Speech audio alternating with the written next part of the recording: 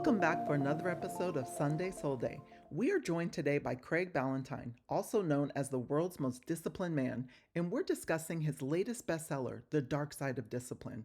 Are you stuck in cycles of burnout or simply someone trying to build better habits? This conversation will help you realign with your truth, reclaim your energy, face the hard truths about discipline, and design a more soul aligned life. Let's welcome him to the show. Welcome to Sunday Soul Day, Craig. Hey, this is going to be a lot of fun. Absolutely. I am so excited to have you on. First, just thank you so much for sending the box of books. It was such a treat for me as an avid reader. I loved all of them. And I was so excited and didn't even know that you were working on another book, which we're going to talk about today. Yeah. Yeah. Always trying to get my ideas out there in the books, because that's really, something that's always helped me, just reading great nuggets from people. And that's what I wanted to deliver to others. Yes, absolutely. Well, talk to me a little bit about that, because what prompted this book? You co-wrote it with your co-author, Daniel Woodrum. What sparked the idea, The Dark Side of Discipline? Love the name, by the way. Yeah, it's a great question. And so, over the years, we've been teaching people how to set up what we call effortless discipline systems. We don't want discipline to be this dark, scary thing that you think of, white knuckling willpower. It's not. Discipline should be a force for good in your life, and it should serve you, and you should not be a servant of discipline.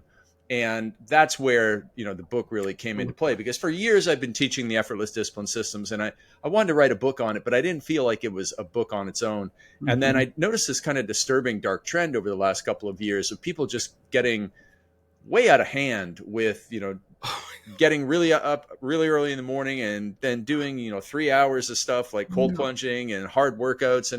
And they really lost the plot, because they were letting those good things, and each one of those is a good thing on its own, but they were letting those good things get in the way of great things. Like, they wanted to write a book, but they were too busy chasing all of these challenges to actually make the time to write a book. Or worse, in the case of a few people that I referred to in the book, they actually lost their marriages because they got so distracted by discipline and by challenges and by doing triathlons and cold plunges and all these 2 workout a day programs, and even reading a book a week, which is a great, it's a good thing on its own, but not if it comes at the expense of your personal relationships and moving your business ahead and perhaps even having, putting out a piece of art like a book. So that prompted me to realize that, discipline is amazing up to a point, but then there's a very fine line in which you can take it too far. And that's the dark side of discipline, where it does become a double-edged sword, and it can be as dangerous to you as it can be helpful. Oh my goodness, you said so much there. And it is so true. Like, as a former athlete, I felt like discipline can almost become an obsession. But not in a healthy way, I was, guilty of that myself, like, where I was kind of like very extreme and would, like, my social life didn't really exist as much, I missed prom, I missed like all of these things, and so when I was reading the book, I was like, oh man, like, that was me. And we hear that from people that were in the special forces and got out, because I've been on a lot of podcasts, and they're like, man, I wish I had this book 5 years ago because I took it too far.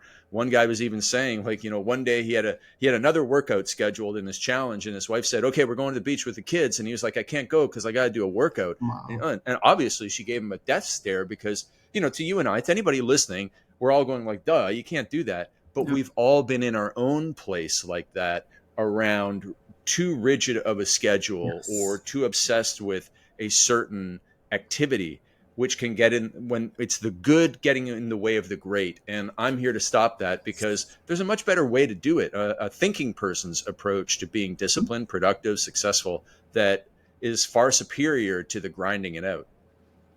That is so, and it's so true. Like, even me as a mom, like, my children helped me tremendously because they allowed me to, like, really see what matters, and to prioritize them, over, like, not everything, but most things, and so absolutely.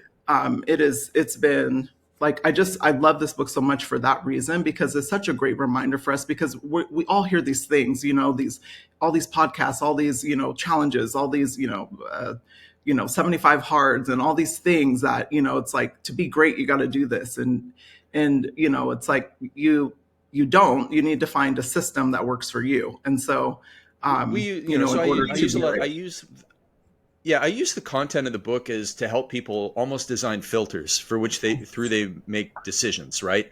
And so one of the filters that I learned when I was in college was through a class called critical thinking, of all things. Ugh. And there was just this question: is it necessary or sufficient?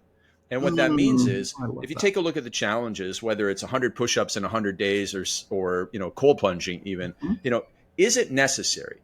So is if you do it, or can you be successful without doing it, is the question, right? Like, did Taylor Swift do 100 push-ups in 100 Yes, days in order to do $1 billion concert tour? No. you know exactly. I've searched Taylor Swift cold plunge a lot, and I've never found any evidence that she does a cold plunge, and I've never found any evidence that she does much that is extreme. Hmm. And so it's not necessary for someone to be successful to do any of those things, Yep. because all of these things have been invented in recent years and really have come on strong with social media and our phones and our addiction to it. And if you go back, like, there were successful people 100 years ago when the idea of a cold plunge, well, I mean, most people probably had a cold bath because they had no hot water or anything.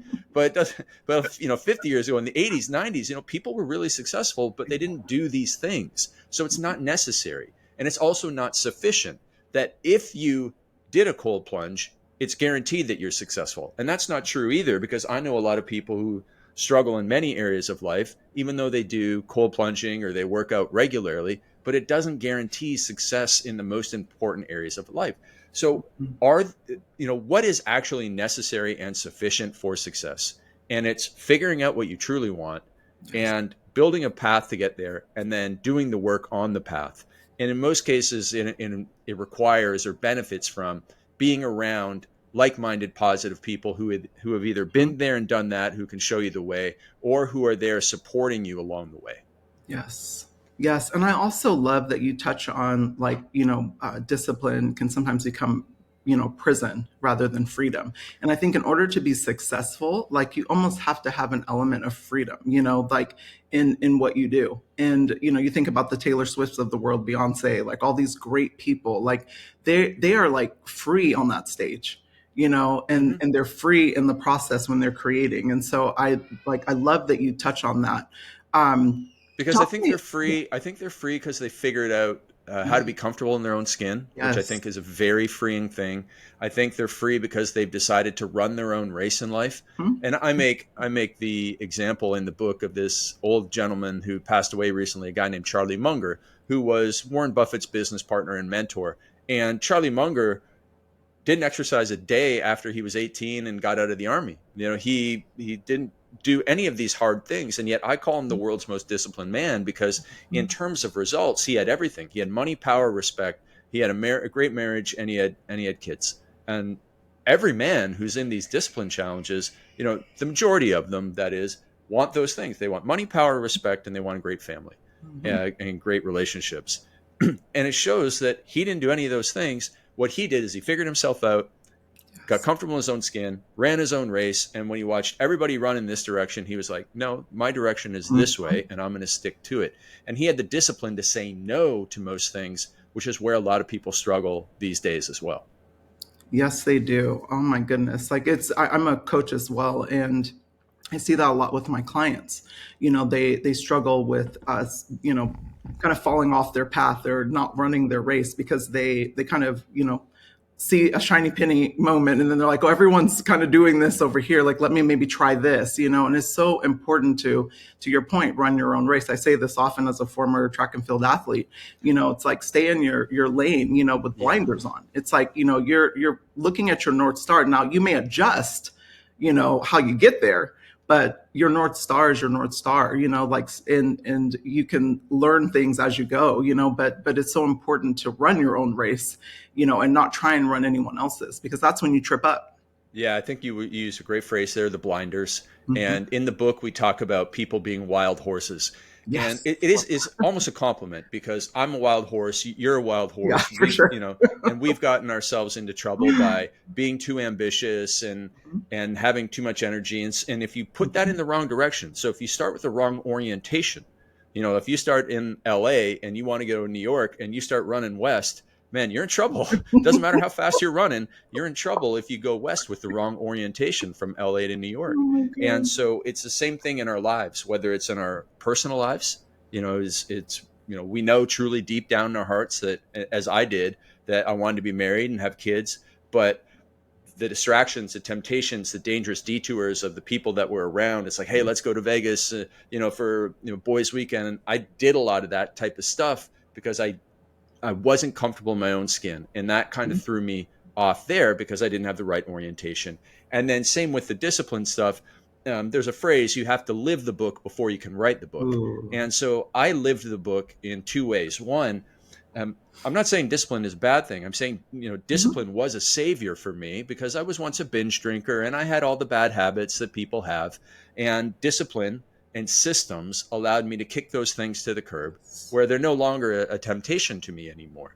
But then I crossed over that fine line where discipline, I put myself in a prison of discipline. And even though the door was wide open and I could walk out anytime, it took me a while to realize, oh, things are too rigid. I don't Mhm. need to exercise every single day. And I exercise every single day for 1,000 days. It's like, but what's the point? There's no gold medals for that. No. Instead, there's no gold medals for hardly anything except for Olympic track. But in terms of real life, what you're looking for is to live the life that you wanted and have the impact that you wanted and to create the family and the memories and Yeah. the experiences and just that wealth that you want, but also you know to do what you were put here to do. And Mhm. that's, again, it requires you to step back, which Yes. is difficult for the wild horse to do because we always Yes. want to be charging ahead. But the most important discipline to do, the hardest thing of all the hard things that people are posting about on the internet, is to Mhm. think. And it's not natural in this day and age when there's so many distractions, but if you don't do the thinking first, you can end up in a lot of trouble. Yeah, it's the thinking and the spending time with yourself, Hmm. and quieting the noise outside, because I Yeah. think like a lot of times that is the challenge is people have such a hard time spending time with themselves to even give themselves permission to know what they want, and to even go forth with that. And I've seen a lot of clients stuck in kind of like a self-sabotaging habit. Like how does one break free from that, like break out of this kind of undisciplined doom loop that we see a lot of folks kind of just slipping into.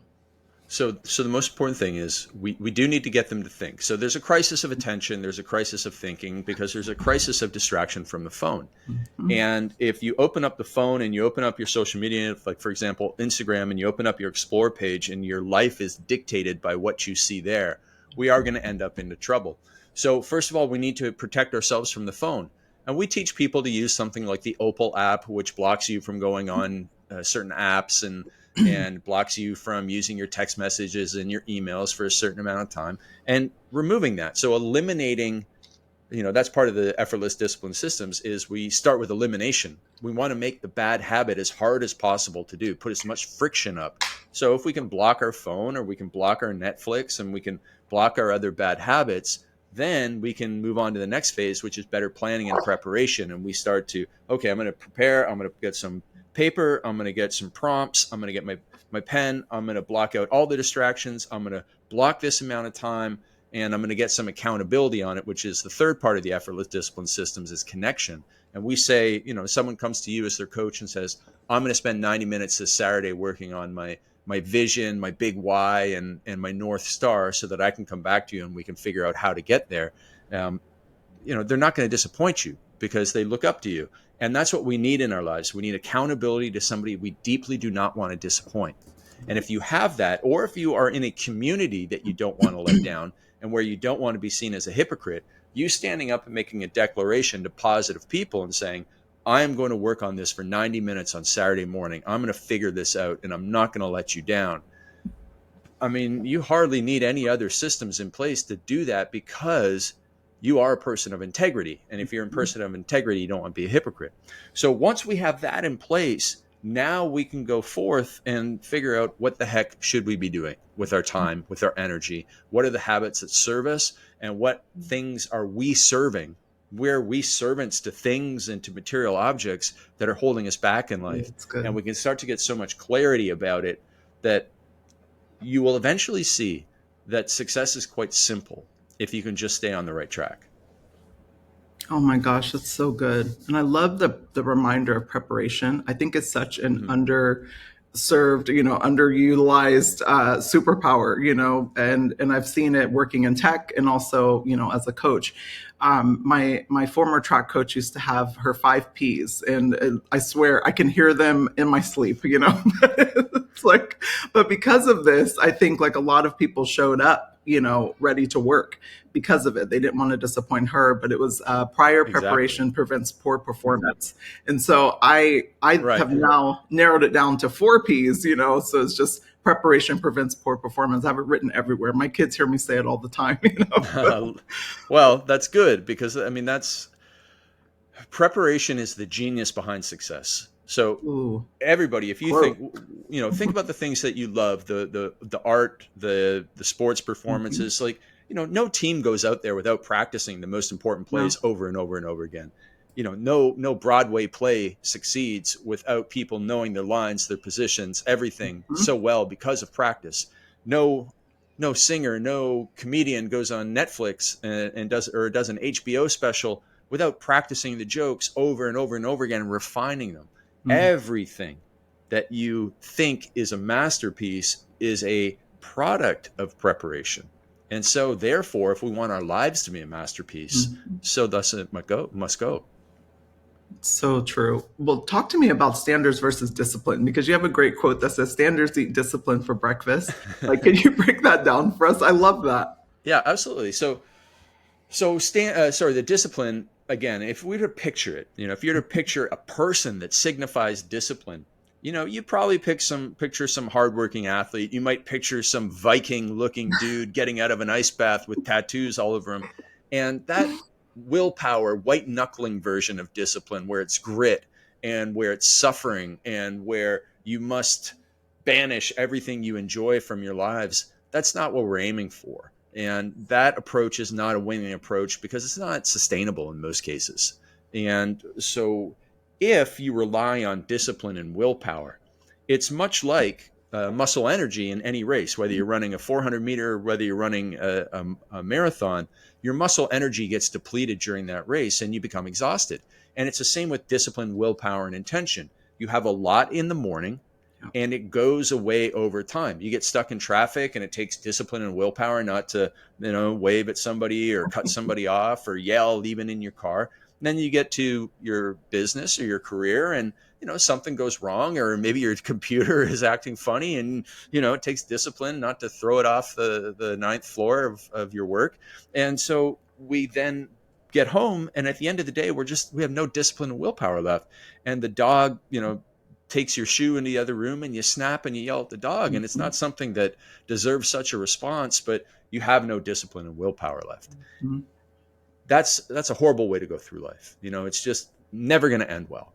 On the flip side, standards, when you've used systems to make discipline effortless, the elimination, preparation, and connection, and you've made the right actions more automatic and easier for you to do, then you've built the confidence. You went from a person who said, I can never be on time, and then you decided, okay, I'm going to try these systems. I'm going to eliminate all my distractions that make me late. I'm going to do planning and preparation, like set alarms. So I'm going to set an alarm on when I should leave or get ready to leave, and an alarm for when I should leave, an alarm for when I should be there early. And you start to do those things, and over time, you go from being late to being on time to being early, and all of a sudden you go, I'm going to change my identity. I'm the type of person who can't be late. Like I personally have always been Like I feel like there's some genetic code in me. Like I try and be late. I like tried to be a cool kid for a while and tried to show up late to things, and I still showed up 5 minutes early. Like it Oh just my happened to be the God. day that my watch was,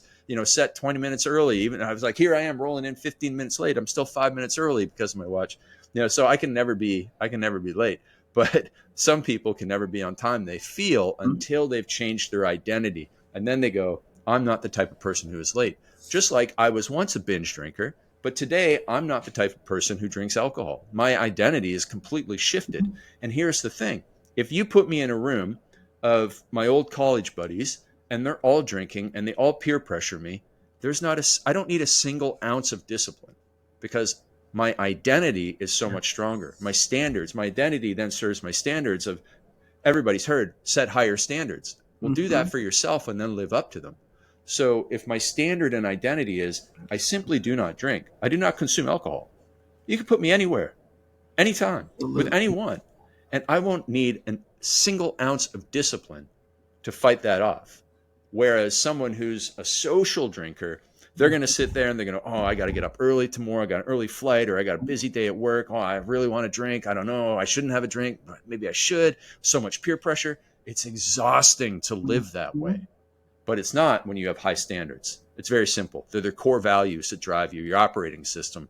And that's a life that will just lead to less decision fatigue, just like when Steve Jobs used to go and do his Apple presentations, he Mhm. wore the black turtleneck all Yeah, the time. all It the time. wasn't, oh, last time I wore a pink shirt. What am I going to do this time to make it even more impressive? No, I wore the black turtleneck, I'm wearing the black turtleneck, and I'm focusing on the presentation that's going to change people's lives. And when you have that type of approach to life, it's a whole lot less exhausting and more successful. Mhm.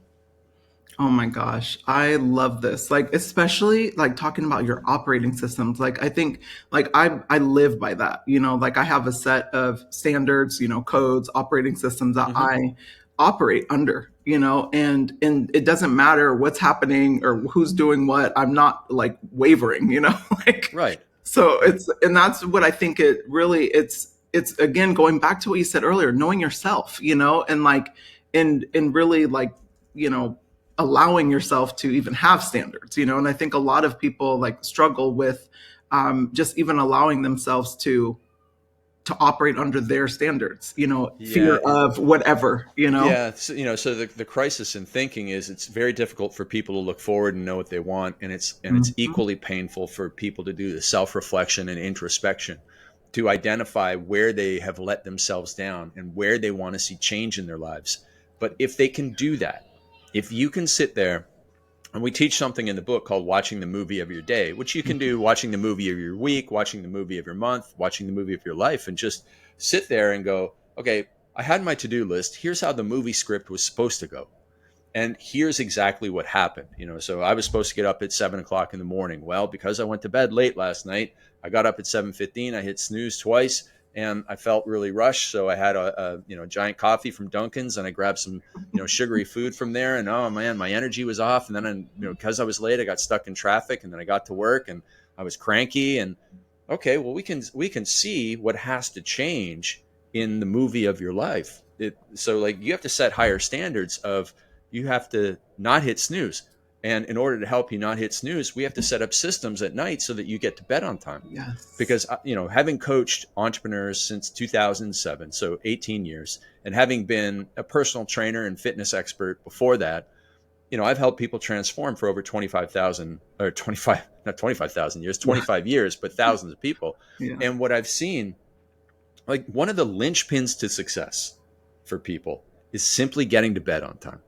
Now, Oh, it's very facts. difficult to make an exciting Instagram viral reel about getting to bed on time compared to going in a cold plunge, which is why people do cold plunges Oh and my don't go to god, bed on time. that's But so true. I tell you, if everybody listening committed to the next 30 days to getting to bed on time, every single day for the next 30 days, no exceptions, going to bed at the same time every single day for the next 30 days and getting up at the same time every single day for the next 30 days, your energy would dramatically go through the roof. Um, your routines would be so much easier to stick to. You'd be able to fit in your exercise time. You'd be able to fit in your devotion time. You'd be able to fit in your work time. You'd be able to have, you just feel like you have way more time. and you would sleep better, because there's a book called Why We Sleep by Dr. Matthew Walker, and he has 12 kind of commandments of sleep at the end, and he says if you can only obey one of them, it is go to bed at the same time every single night, Yes. because humans are meant to have a routine. And we all know what it's like to stay up on the weekend, Friday and Saturday night, whether it's in your college years or even recently where you stay up a couple hours later, and Sunday night you can't get to sleep, Yep. and you have that anxiety, and the next thing you know, you wake up late on Monday, and Monday's kind of a bad day, and you can kind of get closer to bedtime on Monday night, but it might not be until Wednesday morning where you feel back on track. And when I was a personal trainer, I went through that cycle every weekend. It Wow. was good little boy during the week and binge drinker on the weekend. And oh my God, the Mondays and Tuesdays were just horrible Yeah, until I you finally see took this. that advice. Yeah, but you see this in like, like for me, I was in tech for years, and I saw it in tech, like, like where Well, it's people so on. romantic to work till 4 o'clock in the Oh morning yeah, doing, and gaming, like I mean, yeah. man, the gamers they used to like sleep at the studio, like fall Mhm. asleep at like 2 o'clock in the morning. It's like, and that was the cycle, and it's so difficult to break that. Even for me, I was a terrible sleeper, all the way up until probably like my mid 30s. Mm. I used to sleep like 3, 4, sometimes 5 hours. Oh yeah, and operate Wow. like at a very high level. And I finally was like, I really got to get serious about my sleep. Mhm. Um, And I'm sure you put systems into place which Absolutely. helped you I with it. sure did. I sure did. And it reminds me something that you said, and I'll just quickly segue to this, but it's like, it reminds me of something my father, who played professional football. He played for the 49ers, and Eddie Roger? DeBartolo. Yeah, Roger Craig. Yeah. No way. I Yeah. had no idea. Yeah. So his owner of the 49ers at the time was Eddie DeBartolo. But his father, he met his father when he was alive, Eddie Sr., and Eddie Sr. told him, no matter what's the best piece of advice my dad said he got, but from him was, no matter what time, like you go to bed at the same time every night and you wake up at the same time every day. And my dad Wow. still, to this day lives by that. Like he's like, in bed at a certain time and he wakes up like really early in the morning. Well, Um, I don't think it's any coincidence that I was told that advice by one of the wealthiest men that I know. So as my mentor, this guy Mark Ford, who I bought my Early to Rise business from, and he wrote about that for years. And I basically he had this newsletter that I was reading for years before I knew him personally, and I would read it, and I'd be like, it's no way I can do that. And when I finally did it after a couple of years of ignoring it, I mean, I just remember like I can't believe how good I feel on a Monday. It was unbelievable, but very, very important, and a life changing thing. And now I can't imagine not operating on that mhm. approach.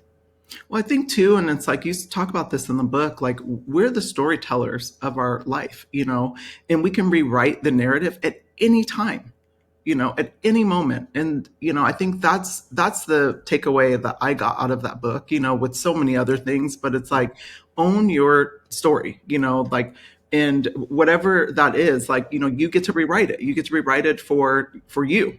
And talk to me a little bit about that, because you talk about that in the book, and like how does someone rewrite their identity, like when they're stuck in this kind of negative patterns, like limiting belief cycle. Yeah. So one of the examples of in my life is that I didn't know this until I went to college. But this girl in college, one of my girlfriends said, "You're an introvert, aren't you?" And I was like, "I have no idea what Mm, that means." And then she explained, like, you kind of think inside your own head a lot, and you don't love being around other people for extended periods of time. And I was like, I just figured everyone was like that. And then I started to label myself that. So I put myself in this box, the introvert box, and the person in the introvert box gets to use the introvert excuses. So, oh, ooh, I can't go to this thing because I'm introverted. I won't like that. I won't like that group. That will exhaust me. I'm not going to be good at this because I'm an introvert. But that does not serve you. yes. And so, you're serving this label. And again, whether it's I'm always late, I can never lose weight, I'm an introvert, I'm not good at sleeping, everybody has these things about them. So the first thing I did was I changed my negative self-talk. I said, I have introverted tendencies, because it's true that I do, but that doesn't define me. It's just, I also have extroverted tendencies. Like there's Mhm. certain people I love being around and I get excited around, and I can hang around them all the time.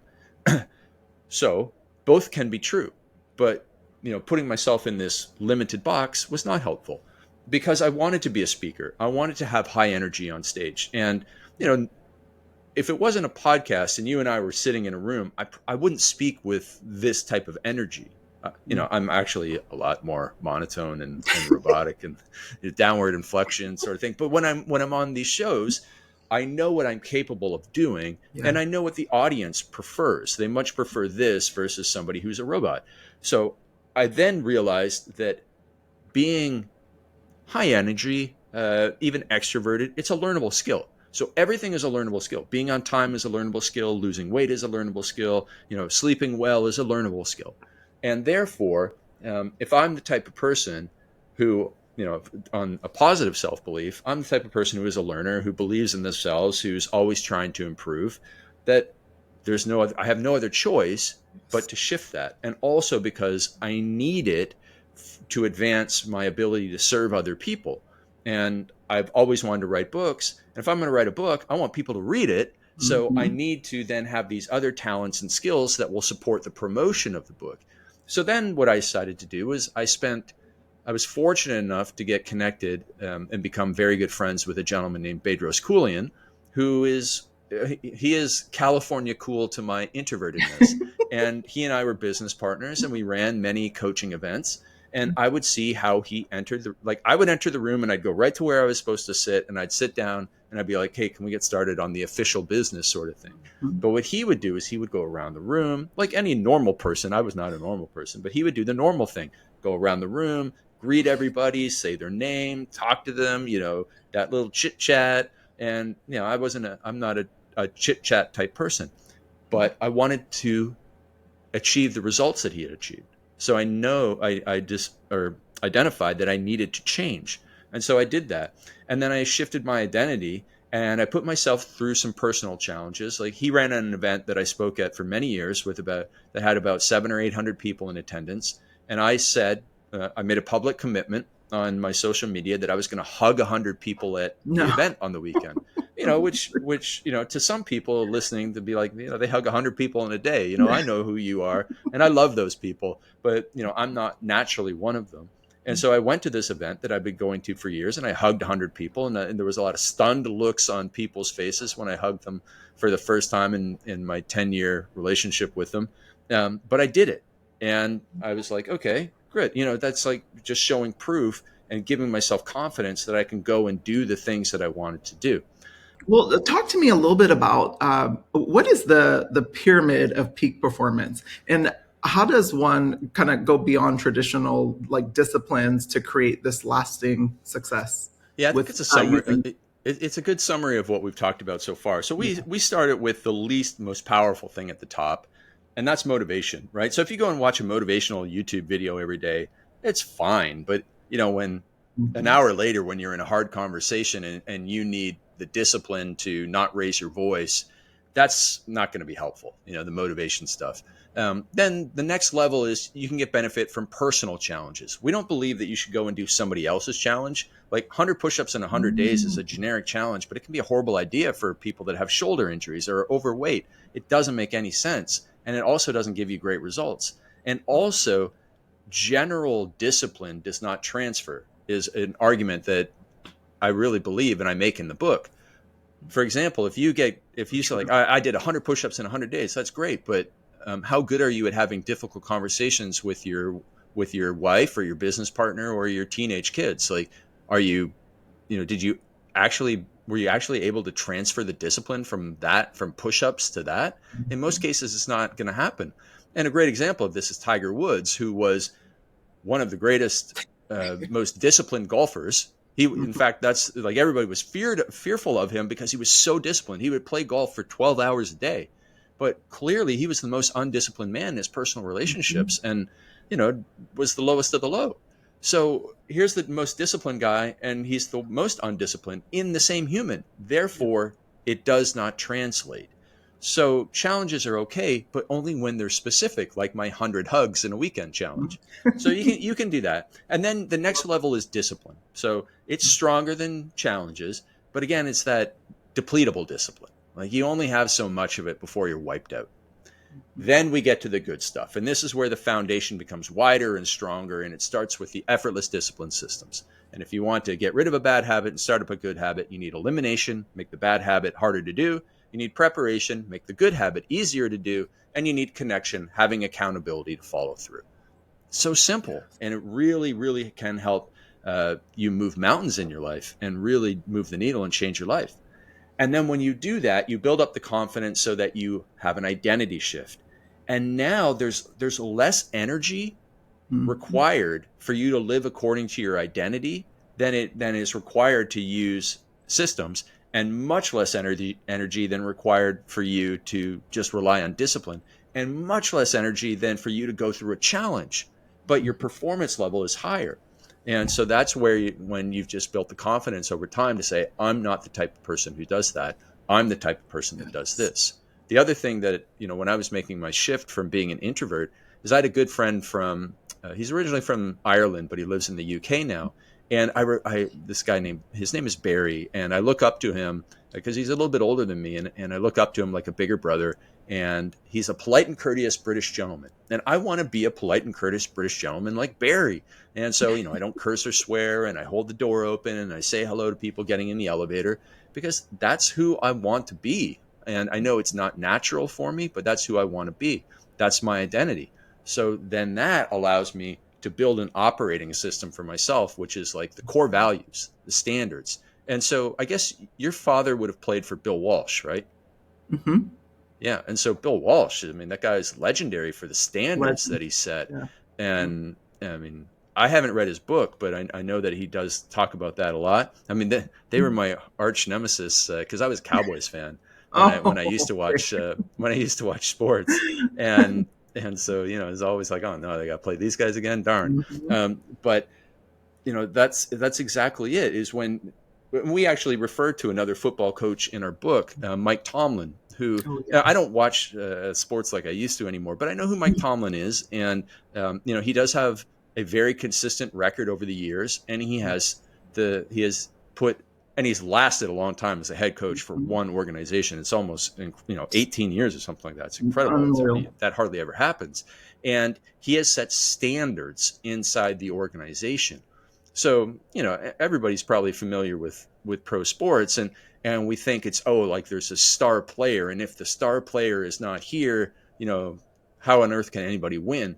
But a team with standards and core disciplines and operating procedures, they will definitely survive the loss of a star player far better than a team that doesn't have that cohesiveness and level of performance ingrained in just how they operate. One of my friends actually just bought is in the he didn't buy it himself, but he's an investor, um, part of an investor group that bought a professional soccer team in England, and they have a standard.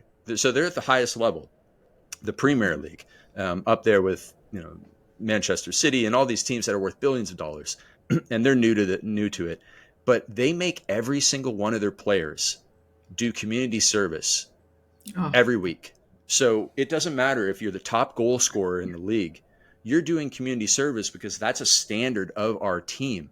And it's been a standard since they were a couple leagues down. They have an interesting way of doing playoffs and stuff there. Like you work your way up to the top league. And that was the standard when they were lower. And that's the standard even when they're at the highest level because they don't have star players and they outperform what is not expected amazing. of them on paper. Partly you would think because of that. So I mean that's the power of standards. It really elevates you and it keeps you on Mm. track. And again, there's less decision fatigue and energy lost to the minuscule so that you can keep the main thing the main thing. Yeah, oh my gosh, I love that. And it's also like if you think about like standards, like even in a company, like across, like I've worked at, a lot of tech companies and mostly startups, but you see the ones that are really successful, they have a set of standards that they operate under, Hmm. and those standards all kind of point up to the North Star. And then you see the ones that just don't, and they're flailing, they're They're running through chasing, money, they're chasing and yeah. doing, and it's just like never ending cycle, That's why, only what is it, like 3% of companies actually, return. Right. And so there's so many parallels between the high Yeah. performing individual and the high performing company. And Yes. yes, there will be exceptions to the rule. Like you'll be able to say, well, I know this guy, he's an alcoholic and he runs a company, or he's mean or whatever and runs a good company. Yeah, there will be people like that. Sure. But the majority of people that outperform what, their talent says they should be able to accomplish is because of that. They have the standards, they know what they want, and they get the most out of themselves. So true. It is so true. Like, I mean, I even look at myself, like when I had, lower standards, or, as I say, like I was constantly betraying myself, Hmm. like, and kind That's a of great bending my phrase. That's standards. what I did to Thank myself you. for so many years. Yeah. It's a betrayal. It Yeah. is. Huh. And I did that as well, like in my 20s, especially, like being a people pleaser, Yeah. like I operated in that way, and until I made the decision, spend time with myself, started thinking, to your point, Hmm. and really raise my standards. And it took me time, to do that. So I love that you talk about standards. I love that the top of the pyramid starts with motivation, because I think, like, a lot of times people get tripped up on that and they're like, oh, I'm not motivated, so that's why I didn't work out today, or I'm not But if you motivated have because I standards, didn't do that's what whatever, you do. That's I Yes, grew up on I exactly. grew up on a farm, and so you got animals. You can't rely on motivation to go feed animals. Like you you either feed them or they're going to eat you or something like that. So there's that really impacted the way I looked at work. Is like work is a responsibility to others, and Mhm. Oof, that's it's not good. really a choice. At least it wasn't for my Mhm. father. So there was a lot of lessons that were passed down, very helpful to me, and I was able to translate them into the business that I do. Yes. Oh my gosh. Well, you talk about your 12 personal rules Hmm. in the book. Like, can you share a few? Because I know, for the sake of time, like I don't want to share all 12, but Yeah. share a few that like have made like kind of the biggest impact for you. Yeah, and so it's a funny little story about how they came to be. I Yeah. I was out running, I think, on Easter Sunday of 2011. So we're talking nearly 15 years ago. And I came back in. And I just there's something in my brain about I just have an operating system, like because a lot of my clients would always say, I just wish there was a little Craig on my shoulder so I could say, hey, what would Craig do? And I was like, okay, well, what would Craig do? So Craig does this stuff because these are the operating systems that I have. And everybody does have an operating system inside of Yes. themselves. It's just that you've never really put it down on paper. Like for Mhm. example, my mom, she would, she always worked she was a secretary in a factory, and didn't do a lot of personal development or anything, and really amazing lady. But she had an operating system of every Sunday. At 9:30 she would start to water her plants. At 10 o'clock she would get ready, and she at 10:30 she'd be off to church every Sunday. Like you knew exactly where she was because that was the standard for her. That every Yes. Sunday she was in church by 11 and left the house by 10:30. And she never had to write that down or anything, but that was one of her standards. And so I sat there and I wrote mine down. And one of them is that I do not swear. So I just about a little bit before I wrote my rules down, I quit swearing because I realized I don't swear in front of my mother, and I don't swear when I'm speaking on stage. I only swear when I'm around my friends, which shows me that I can control my language. So why Mhm. don't I? I tell people what to do in my newsletters. I should take my own advice and do some good. So that's one of the things. And now, like, I don't even have to think about it. It's just I don't even have it in my language anymore. And there's other ones just around mindset, such as Mm. I'm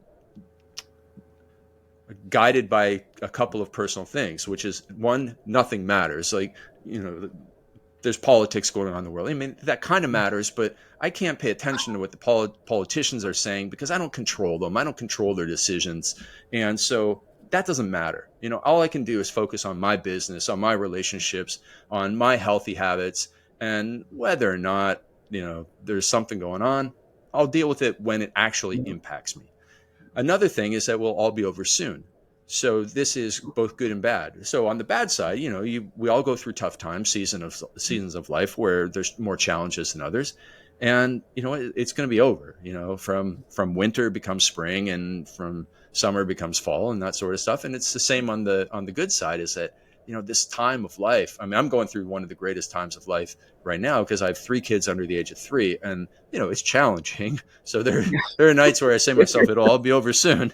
Because right now our youngest is teething pretty hard, and he has a Oh cold, and it's just horrible, but it'll be over soon. But on the flip side, like, my oldest is 3 years old, and there's going to come a day where she doesn't want me to read her yeah, the story, and I don't want to be that day. So you got to be so present in the moments of good, and you have to yes. persevere through the moments that are more challenging. And so just stuff like that keeps me grounded.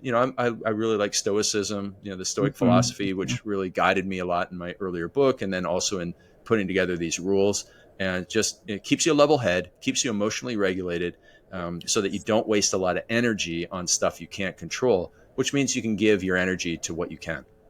Well, and going back to your point, stuff that doesn't matter, and I Yeah, love that I have a similar one, but I say nothing lasts forever, that's true. and so meaning like when I'm, like when I'm low or, Sure. having, something happen, it's like, I know it's not going to last forever. I'm going to be able to come out of it. And so we share that kind of principle. I love that. And that's, Uh, because we both coach entrepreneurs. I don't know if you'll agree with me on this, but I find that the ones that are stuck and struggling, especially in that beginner phase, is that when something bad happens, everything becomes a panic button moment. Like, oh my gosh, I got a refund. I got, a team member left. Like, the sky is falling. And yep. if you're pushing the panic button on something like that, which is so small, how are you going to respond when something really bad actually happens? And I find that's one of the most important things to help coach people through, because if they're and that's emotional regulation. Because being an entrepreneur, you already have enough highs and lows in your days. Like, yeah, it sucks when you Every get a day. refund, and it's awesome when you get a sale, but you Mhm. can't go too high up when you get a sale, Mhm. and you can't go too low when you get a refund. Otherwise, that also is emotionally exhausting. And Yeah. so I think your approach and my approach helps us temper the window of emotions which we need to control. Yes. Oh my gosh. Oh, we should have a whole nother conversation on that. Oh, we should. We should. I'm I would happy to love do it. that because that is, yes, it's so good. And I was just talking to someone about that. You have a really interesting phrase when we talk about the to do list, and Hmm. you see so many people having lines and lines of to do lists. Uh, I have something that I call a done list, yeah, but I've you heard of have a that. not to do list. I love that. Like, talk to us a little bit about that. I love this perspective.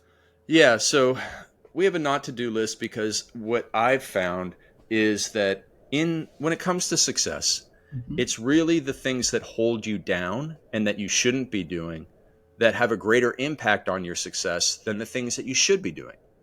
So I use this silly analogy in the book that if you and I were standing at the start of the New York marathon, and somebody came up to you and said, "Hey, here are the shoes that the top marathon runners use. It'll probably shave like 15 seconds off your 3 hour marathon." And then to me, they said, "We're going to give you a backpack full of 50 pounds of sand." Well, which one of those two would have a greater impact on the performance of our race? Obviously, the backpack of sand, the negative. And so we all Mhm. have these balls and chains that hold us back down, that betray us. And if we can get rid of the things that are betraying us, the bad habits that are holding us down, whether it's binge watching Netflix, or whether it is alcohol, or whether it is binge eating, or whether it is lying to ourselves or gossiping with others, you know you can add another green juice or a cold plunge, or you can read an extra 5 pages of a book a day, but those will not be as helpful as getting rid of the toxicity in your life. Oh So my gosh. when it comes to the not to do list, there are things that you should not do. You should not watch that third episode of Netflix every night. You should not have that extra glass of Go wine. to You should bed. you should not hit snooze. You should not scroll randomly. Get rid of those things, and you don't even have to add more good things. You already have Yeah, enough good things, and now you'll have more time and energy to complete the good things, and you'll be good. So let's just I start there. love it. I love that. And I'm definitely using this with my clients now. I Hmm. love that because I use the done list, where it's like you set your kind of top three Hmm. things that you have to get done. You don't give yourself an out, it's like you don't betray yourself, Yeah. like allow yourself to get that done. And so I love the not to do list. It's so Yeah. good. As an author, someone who's always wanted to write books, Mhm. and therefore, because I write books, I hear from a lot of people who say, I want to write a book. And, it was so important to me to write a book. And for a lot of people, it's very important for them to write a book. But it breaks my heart because they're letting their books die a death of a thousand cuts, right? Like you have to focus, you have to spend a lot of time writing and editing in order to Yes, get your you book do. out. It's not easy and it takes time. And if you give away that time to scrolling or even the good habits, right? This is the dark side of discipline. If you give it away to running a marathon or, training triathlons when you don't really need to at this season of life, when you should be writing your book and you give your best moments away, it breaks my heart to see something like that. Mhm. And you can replace writing a book with side hustle or even you know starting a fitness program or something like that.